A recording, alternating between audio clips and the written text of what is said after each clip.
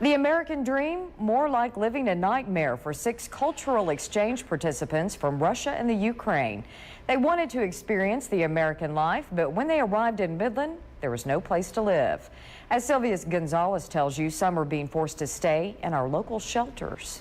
The experience of coming to the United States has turned from sweet to bitter for 6 cultural exchange participants. Because of the housing crunch, they don't have a place to live. All work at Buffalo Wild Wings. Their manager, Chris Snitker, says this isn't the way they should be learning about our country. The first student showed up and didn't have a place to stay, so we helped him out. Then another one followed, somebody else helped him out, and then there's still 4 left that are staying at a shelter right now, and it wasn't exactly our idea of the American experience. Alice Grishna is from Russia. She's one of the group that is staying at the shelter.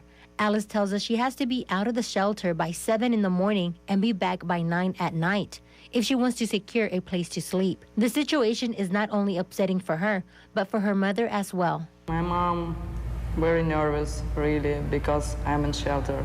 I can stay in a hostel, but it's very expensive, near $80 per night.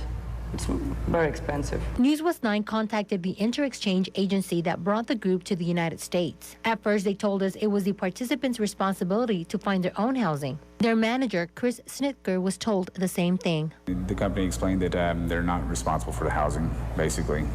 You know, some of the kids didn't understand that. They assumed that once they had gotten a job that we would help them find a place to live. And like I said, in Midland, it's hard to find a place to live. News Was 9 contacted the agency again. We talked to the marketing director, who told us they did not have a group in Texas. We faxed them all the information, and they tell us they'll get back with us after they investigate. For now, 4 of the participants are staying in shelters. One is staying with a friend. The other, Edward Mavier, is living with manager Chris Snitker. Mavier had this to say about his friends who were stuck in the shelter. They are all human, and we want to help them. Surprisingly, the whole group is staying optimistic. 20-year-old Pavel Savchenko from Russia, who is also staying at the shelter, isn't giving up hope. Yeah, I'm positive. Let's hope for the best, but prepare for the worst. Participants have to be out of the shelter by 7 o'clock in the morning. They go to the library so they can use their Wi-Fi services to Skype with their family back in Russia.